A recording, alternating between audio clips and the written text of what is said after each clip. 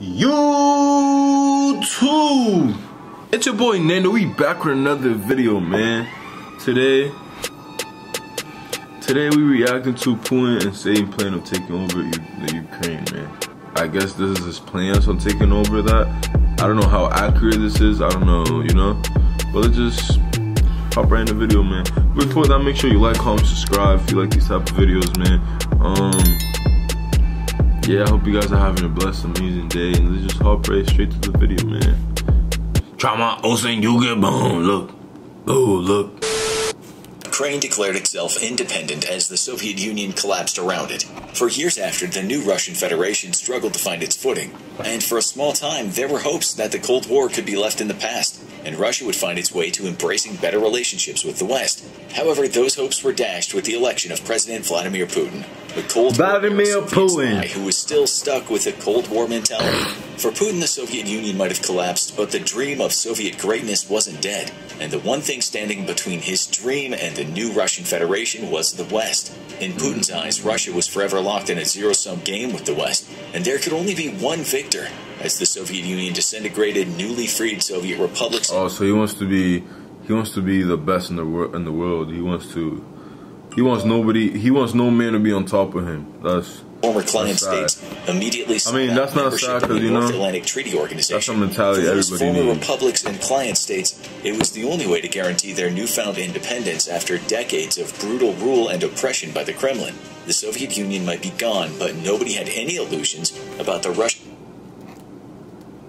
Like, the video just started, there's already an ad, bro. Like, what the fuck, bro? Russian Federation suddenly wanting to be BFFs with the world, and the election of Vladimir Putin only reinforced a growing need for NATO membership. In 1990, NATO had promised that the alliance would not expand an inch to the east, yet this was before the collapse of the Soviet Union, and clearly meant that the alliance wouldn't seek to expand into East Germany, while the nation was divided. There had never been any discussions about NATO not expanding eastward toward Russia's borders after the collapse, as confirmed by Soviet President Mikhail Gorbachev. That doesn't mean that Russia didn't warn NATO about expanding, it's just that there was no formal agreement against expansion. For Russia, NATO expanding eastward triggered fears of past historical invasions of Russia by foreign powers. The nation has suffered greatly from foreign invaders, and thus after World War II, Stalin worked hard to ensure that Eastern Europe remained under his influence. Europe was thus divided along Germany, with the Soviet Union controlling everything in Europe east of Germany and using it as a security buffer between itself and the West. The buffer served two purposes. First, it was a physical barrier to invasion. After both German invasions and the invasion of the French during the Napoleonic War, Russia suffered great loss of life and damage to its economy. Eastern Europe was now a shield that protected the motherland, with any would-be invader having to pass through the entire Soviet bloc to reach Russian lands. Even better, millions of Eastern Europeans would themselves be thrown into war to protect the Soviet Union, placing the nation in the strongest position it's enjoyed since the heights of the Russian Empire. But this barrier was also an ideological one, meant to keep Western capitalist influence away from the Soviet homeland. The power of the Communist Party depended on keeping Stalinist ideology alive inside the Soviet Union. Liberal Western values and democracies threatened this. This has never been more true than it was post-2000s, after Vladimir Putin's rise to power. Liberal Western values are now seen as an infection in Russia, because they threaten President Putin's absolute power on the Russian government. For Putin, Russia today is under assault by Western culture, and he spent great efforts in waging a propaganda war, both within and outside its borders. The last thing Putin or his elites want is a free, democratic Russia, and the only way they can prevent the ever-brewing political unrest amongst the population is by creating boogeymen out of the West to unite the Russians against. Starting in the early 2010s, Ukraine now wished to draw itself closer. That's crazy. This is bad interesting because all this shit I don't even know. Like, a lot of the shit that he's talking about, I don't even know that shit. Just like, this just like, that's the same way I'm learning, you guys are learning too, so it's just a win-win for both of us. And politically with the West, much to Putin's dissatisfaction. At first, there was a wish to be more economically tied to the West to ensure Ukraine's prosperity, but as Russia exerted more pressure on Ukraine, a growing movement to formally join NATO grew inside Ukraine. Putin attempted to suppress this desire through intimidation and by using propaganda inside of Ukraine, even by infiltrating its government. In 2014, the situation came to a crisis point when President Viktor Yanukovych, a Putin stooge, refused to sign a free trade agreement with the European Union, which would have drawn Ukraine deeper into the West's fold both economically and politically. Instead, President Yanukovych ignored the Ukrainian parliament's overwhelming desire to sign this agreement and chose to draw closer to Russia. And wait, so is that a good thing that he didn't sign, or a bad thing? Union, headed by the Russian Federation and made up of former Soviet states. The result was immediate, as protesters took to the streets in a full-blown civil insurrection threw Kyiv into chaos. The Ukrainian people had freed themselves from Russian rule and had no wish to go back to being a mere client state, and brutal clashes took place between protesters. So I'm guessing it was good for the Ukrainians and it was bad for the Russians that he didn't sign that paper. And police. The revolution of dignity, as it came to be known, resulted in the occupation of the government buildings across Ukraine and the expulsion of President Viktor Yanukovych from power. Soon after, Yanukovych went into exile in Russia, and Russia responded to the coup by taking Crimea and supporting the breakaway provinces of Luhansk and Donetsk. Russia orchestrated pro-Russian demonstrations in Sevastopol, and 4 days later, Russian troops without insignia stormed into the parliament of Crimea and seized it, while other Russian troops took key strategic sites along the peninsula. With the peninsula secure, the Russian Federation installed the pro-Russian Sergei Aksyonov into power. Shortly after, there was a referendum that resulted in 97% of voters choosing for Crimea to be absorbed by the Russian Federation. Perhaps unsurprisingly, those votes were never verified by any independent agency, and the United Nations voted overwhelmingly to consider the referendum illegal. Thus, to this day, internationally, Crimea is still considered as belonging to Ukraine. But with Vladimir Putin threatening to use nuclear weapons, nobody sought to use military force to liberate the occupied peninsula. At the same time that Russian forces were seizing Crimea, Russia's infamous Little Green Men, so-called for their green insignia-less uniforms, moved into the separatist regions of Luhansk and Donetsk, working alongside separatists and even engaging in fighting themselves. Russia denied allegations that its military was in the separatist regions, but the ruse was all but given up over time, as even Russian armor joined the fighting against Ukrainian forces. The Donbass War, as it came to be known, would rage until 2022, culminating in Russia's full-scale invasion of Ukraine. The real question is, though, what— Hey, I hope, bro, that's kind of fucked up, because he didn't even care about the people, bro. He just started a war over power, of course. He started a war with, like, to receive power, and now hundreds and thousands of people are dead or injured. Like, come on, man. Come on, man. It's fucked up, man. It's fucked up. No shit. The war ends. The least likely way that this war ends is with a full occupation of Ukraine by Russian forces. Initially, Putin claimed that he had no intention of occupying any part of Ukrainian territory, and that his advance on Kyiv was merely meant to remove what he called pro-Western Nazi government from power. In the early stages of war, this might have been true. Putin may truly have not wished to physically occupy Ukraine, and instead settled for installing a puppet government. This would turn Ukraine into a client state, much like Belarus, without the hassle of having to pacify an inevitable insurrection by physically occupying it. It would also achieve its grand aim of weakening NATO by denying it yet another member, especially one situated right on Russia's soft southern belly. However, as the Russian advance into Kyiv faltered and then failed entirely, Putin's strategy seemed to radically change as well. Accepting that he would be unable to take Kyiv and topple the government, Russian forces instead focused on breaking out of the separatist regions and seizing the all-important Ukrainian southern coast along the Sea of Azov.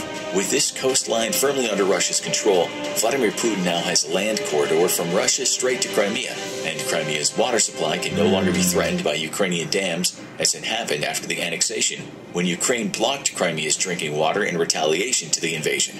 This land corridor, however, also gives Russia complete control over the Sea of Azov, essentially turning it into a Russian. Damn, so they even fighting over resources too. They're turning this resource. That game looks good.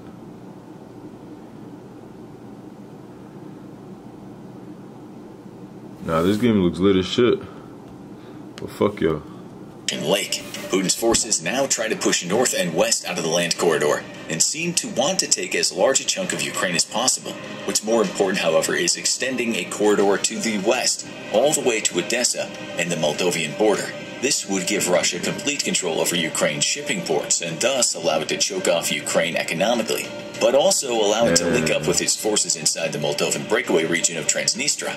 Russia currently has 1,500 personnel there, and it's greatly feared that linking a land corridor across southern Ukraine will allow it to move more forces into the region and eventually take all of Moldova. This will give Russia control over half of the Black Sea and extend a security buffer out from Russia's vulnerable southern regions in case of a war with NATO. It's now certain that Putin wishes to completely annex occupied territories inside of Ukraine, as starting first the ruble was introduced as the official currency in the occupied areas that remain relatively stable and in Russian hands. Street and building signs were also all taken down and replaced with their Russian equivalent, and Russia guaranteed the pension payments of Ukrainian pensioners living in the territories. Even more importantly, Russian state TV was brought to the occupied territories, allowing Russia to feed those living under occupation. That's fucked up, bro. He went in there, he took that shit. You watching me now, nigga. Putin's goal is now territorial expansion, and it seems as if his plans for Ukraine hinge on what happens next in the war. Russian forces seem incapable of truly taking the whole of Ukraine, and the commitment by the West, especially the United States, to arm the Ukrainians makes it a complete impossibility that Russia will be able to take over the entire country. However, Russian forces may be able to seize that all-important land corridor to Moldova. And I don't think Ukraine has the power it takes to take a Russian army. But I've been hearing that I think that China or Russia warned the U.S. for not interfering, because if they do interfere, World War III started. Even though this is in question, seeing as 3 months into the war, Russia is yet to bring Mariupol under its full control. Further west, Kherson is a critically important city to capture, and as of the writing of this video, Ukrainian forces are launching successful counterstrikes against Russian forces around the city. This makes a breakout to Odessa extremely unlikely, but this isn't Russia's only problem. Corruption and incompetence across all levels of the Russian military have resulted in massive casualties and great loss of equipment in the invasion. The effects of these losses on Russia's ability to continue fighting are only compounded by the astounding amount of sanctions levied against Russia by the international community. Of greatest importance, though, are those targeting Russia's foreign reserves, which fund the war, and of which half have been frozen by Western governments. Of second most importance is the complete ban on selling electronic components to Russia, which are desperate. Oh yeah, I heard a lot of companies. I heard a lot of big companies that used to be in Russia, they backed out, so they're not even in Russia no more.